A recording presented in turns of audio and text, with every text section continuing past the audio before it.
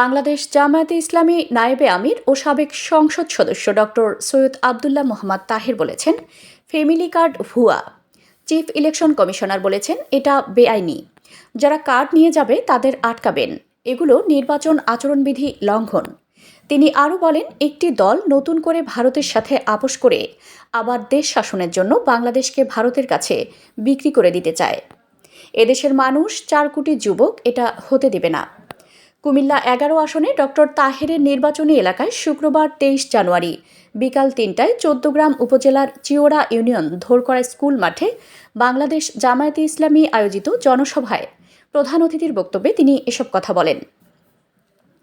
সমাবেশে বিশেষ অতিথির বক্তব্যে এনসিপির দক্ষিণাঞ্চলের মুখ্য সংগঠক হাসনাত আবদুল্লাহ বলেন, মত প্রকাশের স্বাধীনতা যেমন থাকবে তেমনি দ্বিমত প্রকাশের স্বাধীনতাও থাকবে। আগামীতে আবারও ফ্যাসিবাদের পদধ্বনি শুনতে পাচ্ছি। যারা কেন্দ্র দখল করতে আসবে চিন্তা করছেন তারা বাসা থেকে মা বাবার দোয়া নিয়ে বের হবেন। জনসভায় বাংলাদেশ ইসলামী ছাত্র শিবিরের সাবেক কেন্দ্রীয় সভাপতি জাহিদুল ইসলাম বলেন, সাবধান হয়ে যান, অতীত থেকে শিক্ষা গ্রহণ করুন। তাদেরকে ভালো হয়ে যাওয়ার আহ্বান করব। যারা শয়তানি করে তাদের মারবেন না, ধরে পুলিশে দিন। ভোট প্রদানে যারা প্রতিবন্ধকতা সৃষ্টি করবে তাদেরকে আমরা ছেড়ে দেব না। সমাবেশে আরও বক্তব্য রাখেন কুমিল্লা উত্তর জেলা জামায়াতের সেক্রেটারি সাইফুল ইসলাম শহীদ, উপজেলা জামায়াতে আমির মোহাম্মদ মাহফুজুর রহমান, সাবেক আমির ভিপি শাহাবুদ্দিন, শ্রমিক কল্যাণ ফেডারেশন কেন্দ্রীয় সহ সভাপতি মুজিবুর রহমান ভূঁইয়া, খেলাফত মজলিস উপজেলা সভাপতি মাওলানা শাহজালাল, উপজেলা জামায়াতের সেক্রেটারি বেলাল হোসাইন। জনসভায় সভাপতিত্ব করেন বিশিষ্ট শিল্পপতি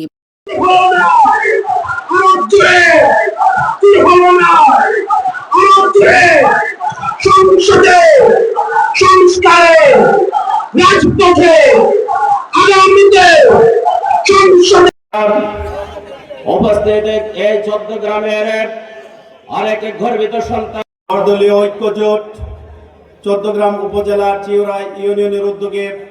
আপনারা দেখছেন মেঘনা টিভি, সত্যের সন্ধানে সবসময়। এছাড়া দেশ বিদেশের নিত্য নতুন খবর জানতে মেঘনা টিভির ফেসবুক পেজ facebook+meghnaTV.bd তে লাইক দিয়ে আমাদের সাথেই থাকুন।